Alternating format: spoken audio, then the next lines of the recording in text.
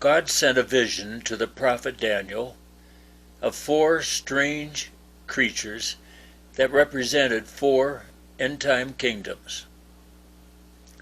We believe that the lion with eagle's wings clipped off represented the rise and the fall of the great British Empire.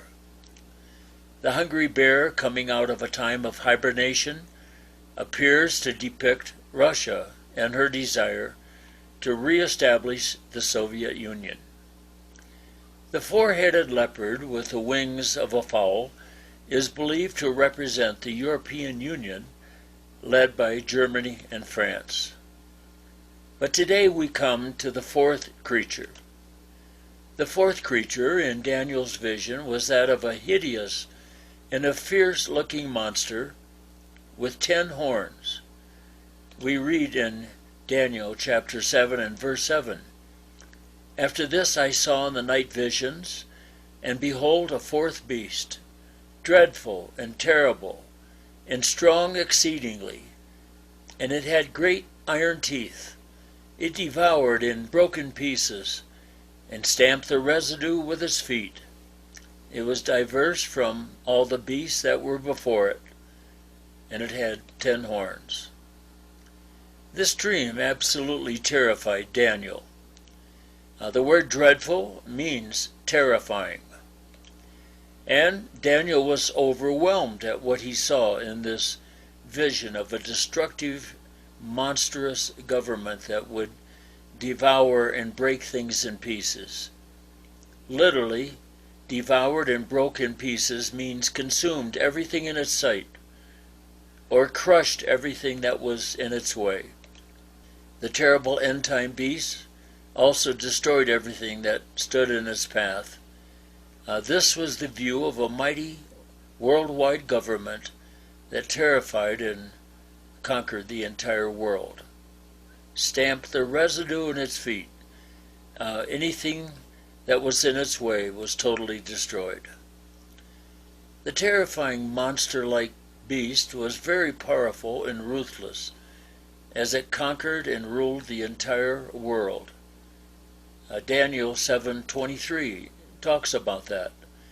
"Thus the angel said, The fourth beast shall be the fourth kingdom upon earth, which shall be diverse from all other kingdoms, and it shall devour the entire world, the whole earth, and it shall tread it down and break it in pieces."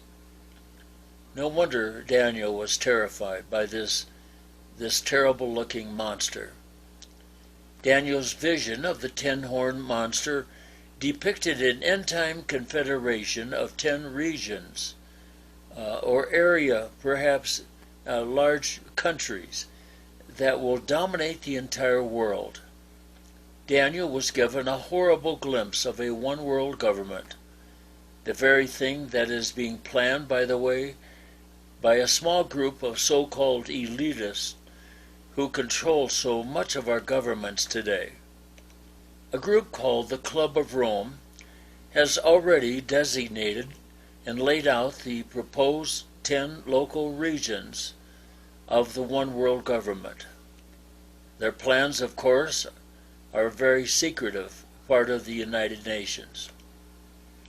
These behind-the-scene policymakers actually believe the world would be more prosperous and peaceful if every nation would simply adopt a unified international constitution and submit to a single world government. That means, of course, that countries like the United States would need to denounce and abandon their individual constitutions. And if it takes utter financial chaos or martial law or even world war to achieve that diabolical goal, as far as the elitists are concerned, so be it. The idea of a one-world government has several challenges, of course. And one of the greatest challenges is something we just saw in the United States. The recent landslide election that is propelling Donald Trump back to the White House. The deep state in Washington, D.C. was right on track for this one world government until that happened. But patriotism and the love for our American freedoms is proving to be a major problem to the one-worlders. It's been interesting to see the people that President Trump is now nominating to fill positions on his cabinet.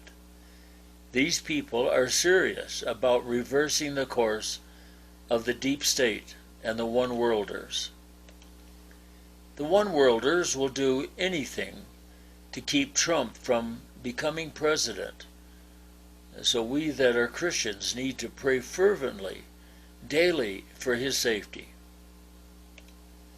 President Trump fully intends to drain the swamp of liberal one-worlders in Washington, D.C. A huge task, and it'll have its pitfalls and dangers, but that's what our newly elected president is planning.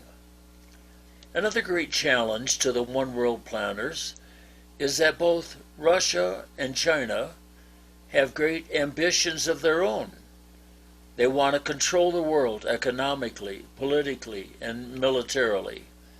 And even though they are an alliance together today, they're both very ambitious. And then comes along the United States with a new government that wants to drain the swamp and cast out the one-world elitists. Those are great obstacles for this one-world government. Three of the most powerful nations on earth all have different agendas. So how will the coming Antichrist deal with these three obstacles to a one-world government? Well, the Bible tells us that Antichrist will bring about the one-world government. How will this evil man of sin bring his worldwide kingdom to pass?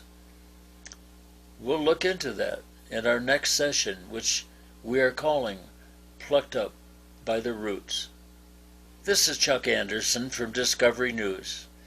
If you have comments or questions, don't hesitate to write us at discoverynews1@aol.com. Or you can text us at 303-564-7581. I want to encourage you to pass this on to your friends. God bless you. We look forward to seeing you next time.